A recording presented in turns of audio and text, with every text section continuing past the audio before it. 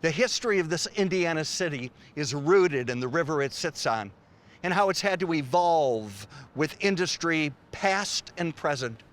Oh, and by the way, it's home to a very famous university. 'Cause these are main streets, something about a hometown speaks to me. There's nowhere else I'd rather be. The heart and soul of communities right here on these main streets.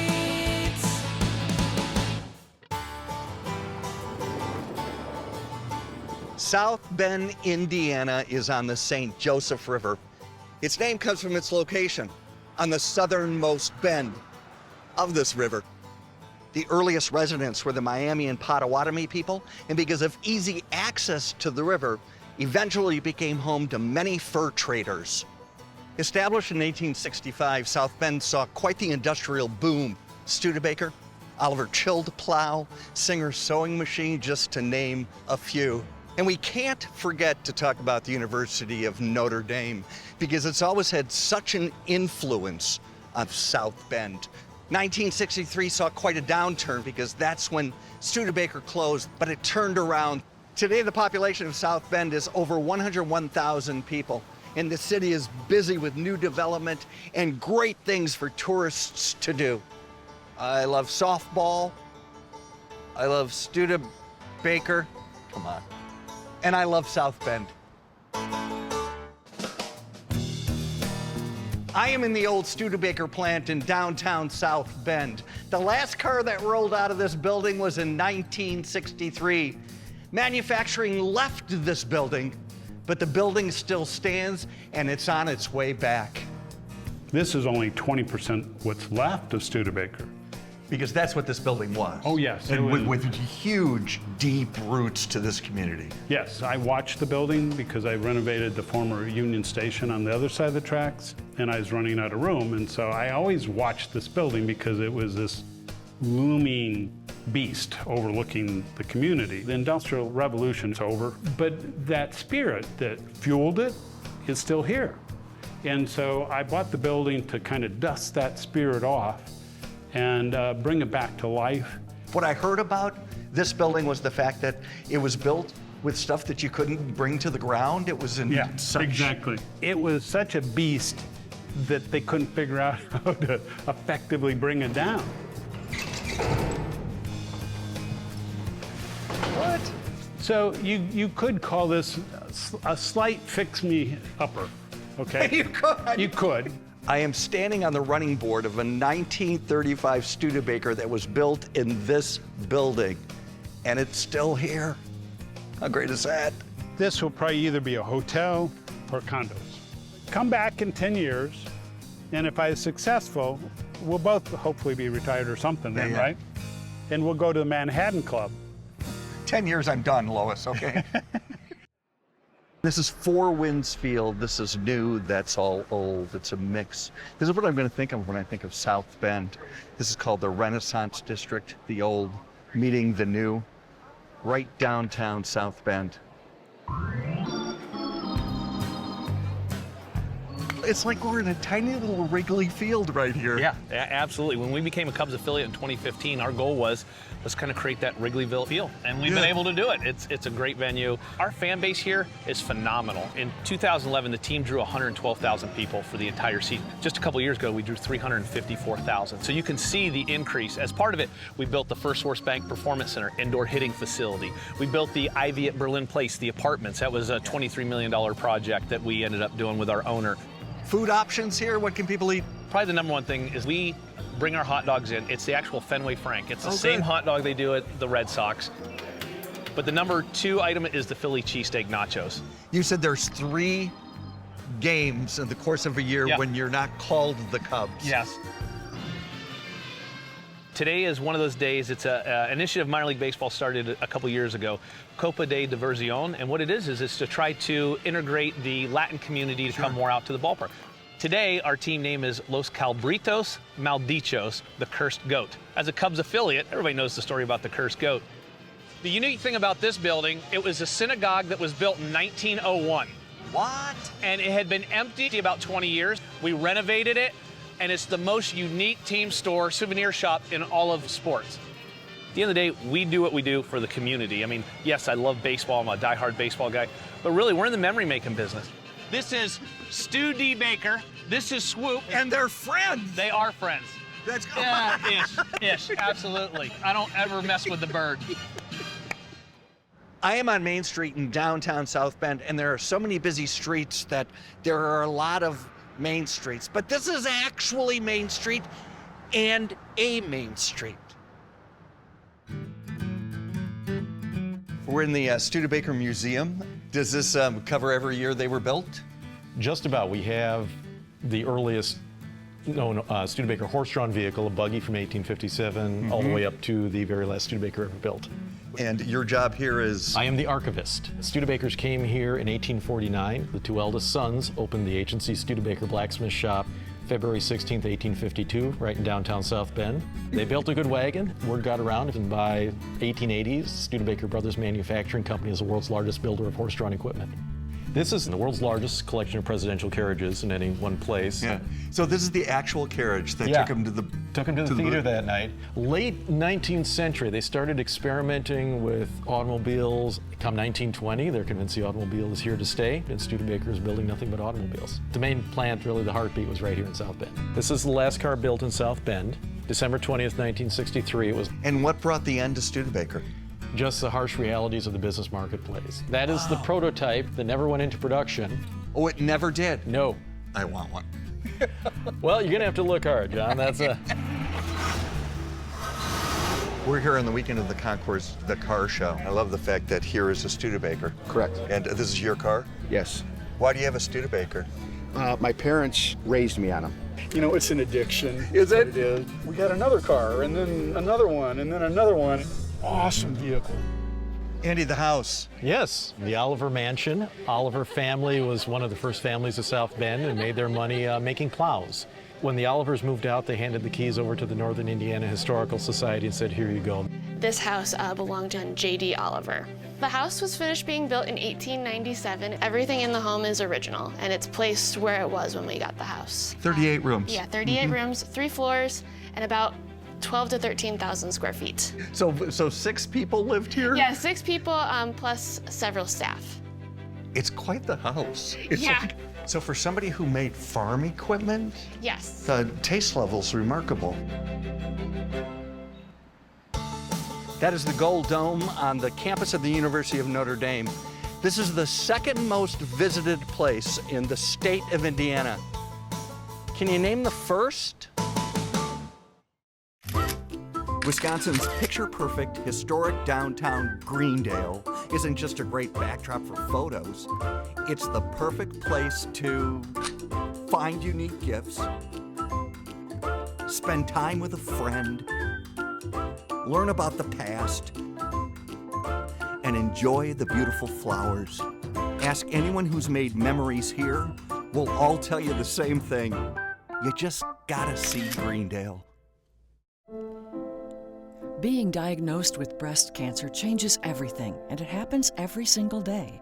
Patients and caregivers are quickly immersed in medical issues, but it's the lack of control and feelings of helplessness that can be crushing. ABCD trains breast cancer survivors who can provide support and hope that can only come from someone who's been there. From diagnosis through treatment and beyond, all services are free and virtual. Remember when the American dream was being able to say, I made that, I built that? Wouldn't it be great if your kids and grandkids chose a career that provides that kind of pride with good pay, but without a ton of student loan debt? A 4-year degree isn't the only path to success. We need talented people to make and build. Tell the young people you love that skilled work isn't a thing of the past. It's a bright future. The number 1 visited place in the state of Indiana, the Indianapolis 500 Speedway. But I think Notre Dame is much prettier and quieter.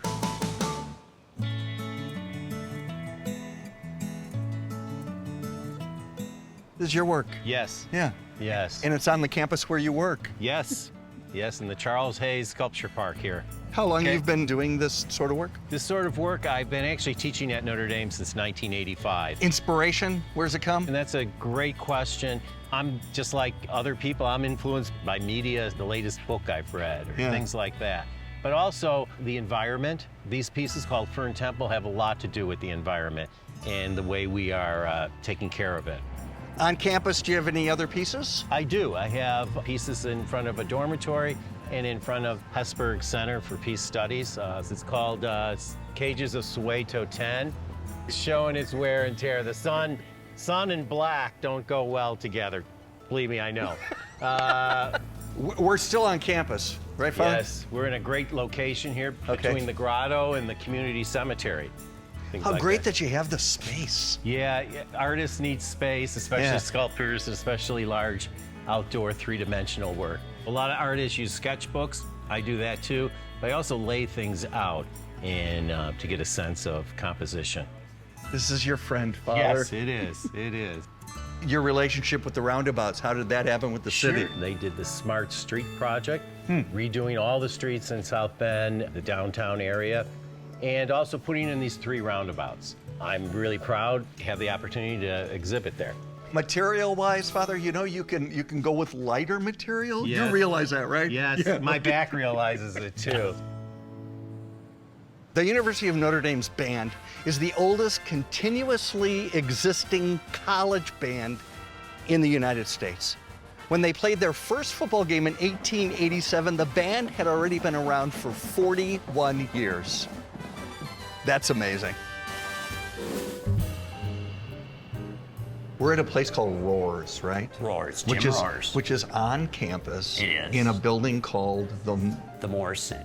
So, what is this place? This is a hotel on campus. It's open to the public. Some people drive right by, don't even know it's there. How long have you been here? I've been here since 1966. What? Yes, I was a busboy. I started working in this room, and I just stayed. People sit at your bar and they ask about the university. They ask about the university. They ask about the coaches, the football team, every day. So when they come in and they are incredibly familiar with you, are you ever kind of like, oh my Lord, help me, who is this and how? Sometimes you only have from the minute the door comes in, and you'll look and you'll go, I've got 20 steps to figure out who the heck this is. Takes you how long to get to work? That's one of the beauties. That's what I always tell everybody. I can get home in one version of American Pie. And when I'm pulling in my driveway, he's always saying, I met a girl who sang the blues, and I go, I'm home. And yeah. Murph, what do you have here? This is a ring that I received in 2016 from the Alumni Association. So I'm the 39th recipient. I cried quite a bit. So yeah, I'm pretty emotional. Everybody keeps saying to me, why are you still there? And I said, I do this because of love. And I'm here for the love of Notre Dame. To you, Murph. Amen. Thank you so very much. much. That is the Hesburgh Library on the campus of the University of Notre Dame. The mural is called Word of Life by Miller Sheets. If you were sitting on your couch watching a Notre Dame game and they were playing at home and they scored in the north end zone, you know what you'd see? Jesus doing this.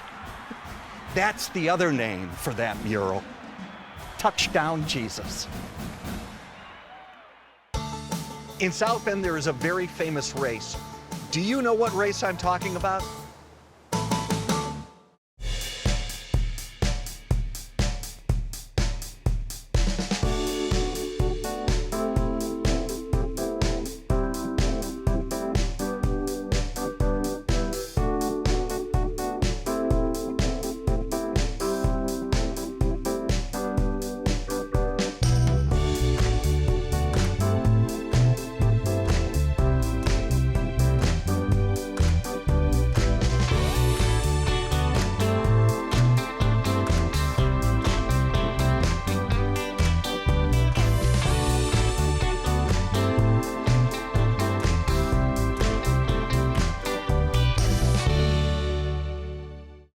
This mural is like a tribute, I guess, to famous, quite eclectic bunch of famous people in South Bend in the alley.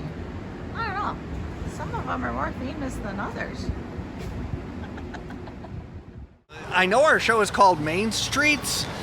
So in this town, Michigan Street is kind of more Maine-like than Main Street, but that's okay. It's still valid. The name's good. It is. So we did do a candy company, which was Chocolate. terrific. It was great. So that was South Bend Candy. But this Chocolate. is South Bend great. chocolate. Yeah, that's what I meant. Okay, well, are you mad at me now? Because I wanted to do another candy company? It's all you ever want to do. It's a lovely day to shoot, don't you think? Okay. Put the phone back in. We don't know where we're going. Next time on John McGivern's Main Streets. People come here to go kayaking on our rivers. It's really cool. Nobody's gonna go to a place called Barnacle Jeans. We wanted the community to feel like they owned these lights and that they were a part of it. It's art. No, I did that. It's very Wisconsin. Find something you love, you never have a job. We're talking the same language. I said yes.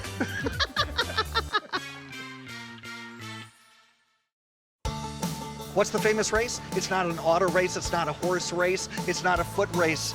It's the East race. Take a look. Whitewater rafting. Yeah, and kayaking. Okay, I don't think I'm gonna join this race. I'm already in a race. It's called the human race, okay? The East Race is 2,000 feet of Class 1 and 2 whitewater rapids. It's really one of the only places in the world that you can whitewater raft in an urban core. This is not a natural waterway then. No, it's So man-made. who dug it up? This goes back to the 1800s. This was an electrical raceway. It's what powered the industry of South Bend. Once hydropower went out of vogue, electricity came around, right? This really became a trash heap. Back in the 70s, a group of community leaders had this idea to dig it up and make the world's first man-made interurban whitewater way. All of this can be changed as far as if you're a beginner or if you're intermediate or if you're advanced, right? Yeah, so right now it's kind of off. You see the rocks and the obstacles, but it goes significantly higher than this, and then you see that really white rapid churning. We have lifeguards up and down here, so we try to make it a very enjoyable, adventurous experience, but also a safe experience. Yeah. If you've never done it before, come down. We'll provide you with your helmet, your paddle, your life vest. It's just a really unique experience, and that's what we're all about, creating those experiences, that kind of comeback ability in our community. So we're not from here, and you are. And so if you're local, what do you call yourself? I said South Bender, and then if you refer to South Bend, it's the Bend. It's the Bend. Like, yeah. So you're a South Bender. I am. I'm actually a fourth-generation South Bend native, but it's just an amazing place to raise a family. And let's talk about this initiative. Sure. So Howard Park's really the crown jewel of the South Bend Parks and Trails initiative. Super proud of the project we did here. When I was growing up here, there were monkey bars and an old school skating rink. Now we've got a skating ribbon, all the updated equipment that's very inclusive of all ages and abilities. Yeah. And it's really become the gathering spot, kind of the town square of South Bend. And we've been spending some time in the Bend. That's right. I'm kind of local. You're official. I'm official.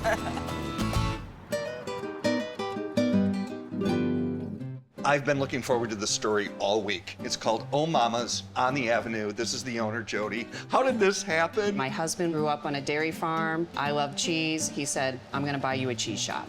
Over a course of a few years, we started our own creamery and we opened a brick and mortar. Yeah. And from there, it just blew up.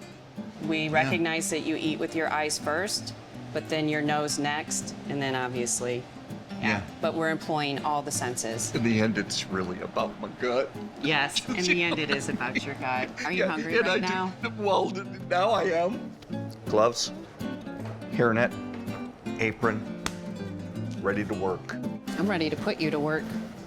I'm left-handed too. Does it make a Okay, difference? my husband's left-handed. I can deal with people like you. Thank you. And we're gonna Probably leave the rhino. We'll leave a little on. So we have cut some cheese here. Yep. We have some meats that are kind of prepared. We have some seasonal vegetables. It's time to build a board. Doctor, Okay. what goes first? So when I build a board, I like to have a center. That's how you start. Let's do a little more cheese. Okay. See how he's putting all those rinds the same direction? That's exactly how I would do it. Oh, good. This one's mine, all right? Thank you. Okay. Love that. Should we just... Do it. I'm wondering, though, if you should have a bite of one of those since you have that cheese in your mouth, just to see if they're good friends. They're now married. John, that looks really good. And edible. Ta-da! I'm gonna try. I just want to try this just by itself. That's a good idea. Yeah. Mm-hmm. Simple goodness. We'll see ya.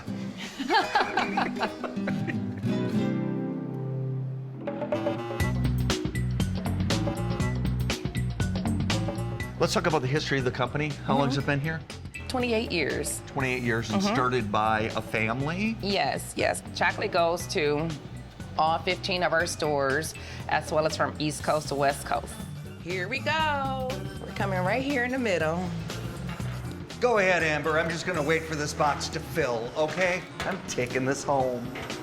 It's kind of like a chocolate car wash. Yeah. A chocolate car wash? Yes. Here. Can I try it now? Very welcome. Yes, sir. Yes. Were you gonna have one with me? I usually don't. You don't? No. Okay, whatever. Okay. This is delicious. Okay. What are you doing? I'm making some chocolate-covered almonds. Good. How long have you been here? I've been here for 25 years. You're kidding. No, So you know a lot about chocolate? Yeah, I culture. started when I was 16. So. Have you seen this company grow in your 20-some absolutely, years? absolutely. These are 10-pound bars of milk chocolate. You want to share it? I'll share it. There's enough for both of us. And you go through a few of those? Yeah, probably about 2,000 pounds a day back here. And just pour it front to back. Yep, just like that. Great job. I'm hired. Hey, when could you start? Right here. Do you have a straw? Ooh, demasiado? Yes. Está bien. It's amazing how much, like, this is manually done. Everything is very manual. What's the rule when you work here? Eat as much as you can, but can't take it home. I'll be working a double. And one last question for you all. How are those chocolates? The best. Woo! Yeah. All right. That is a vat of 125 pounds of milk chocolate, and it's tempered milk chocolate, meaning that it's perfect. Yeah. Okay, now step away because I don't like people watching me take a bath. Cameraman Jason, I'm serious. Every community owes a debt of gratitude to its veterans. We join the people of South Bend honoring and remembering all of those who served. Have you ever been to that place? That place where there's always something new to see? Where there's always something new to learn? That place with so much beauty that it fills you up with joy. That place that speaks your mind and your heart, where inspiration feeds your soul, and where the wonder of the natural world is always growing. Ryman Gardens at Iowa State University. This is that place. John McGivern's Main Streets would not be possible without the generous support of our sponsors, for believing in our mission and committing to supporting our upper Midwest communities. Thank you so much, sponsors. Hello. Oh, hey, John. You're the mayor. Mayor Mueller, how are you? Good, good. You know there's more, heaps more at mainstreets.tv because, well, we have it. Might as well share it. Find me on social media or go to our website. This is going to be fun.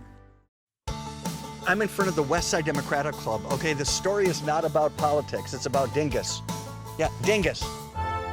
My Polish friends are going to be so happy. It happens after Lent. That's what Dyngus Day actually translates to, is Easter Monday. It's a day of solidarity. So Dyngus Day was started when? In 1930. In this building? In this very building. What's the schedule of that day usually? That day starts out at me at 4 o'clock in the morning here waiting on a sausage delivery for 500 pounds of sausage at 5 a.m. And we gather in at noon on the stage. And you never know who's going to show up until that day, I mean, Bobby Kennedy showed up, Bill Clinton. Mayor Pete, has he been in here? Mayor Pete's been here. Okay. And we believe getting our elected officials and candidates here in the same building to talk to people one-on-one and get to know each other. Well, that's a novel idea, isn't Yes. it? Talk to the community. Yeah. I love driving through these neighborhoods because you can almost feel what it was like when these homes were built. They've been remodeled and renovated, and they're in historic districts all over South Bend. We are standing in what started its life as the Engman Public Natatorium. It was the city of South Bend's first municipal swimming pool. In spite of having that word public carved into the concrete out front, for its first 30 years, this building was not public. For 14 years, African Americans were denied entry, period.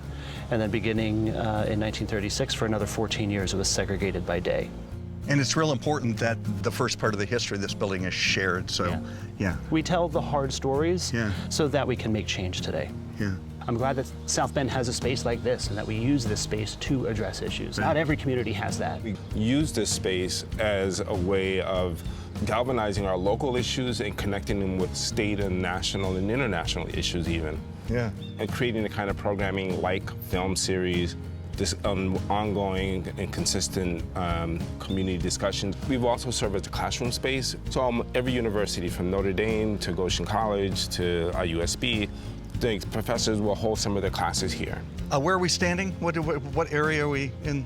We're standing in the actual pool, or what was the old natatorium. When they converted the space, they instead made a peace garden. It is actually modeled after the space behind the Reverend Dr. Martin Luther King's home in Montgomery. We heard something about landmark tours. I mean, when we talk about African American history in the city, that history happened everywhere.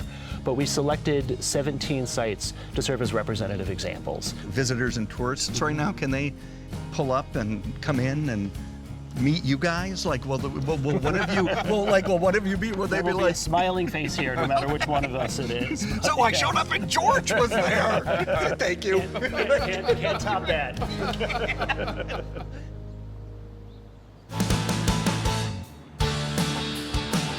These streets of South Bend, Indiana speak to me. There's nowhere else I'd rather be. The heart and soul of communities right here. I was like, where are we? I'm mush brain. I love these neighborhoods when you can race with those people. The sign is so good for so many things. My partner's name is Steve Brandt. It's perfect. Me.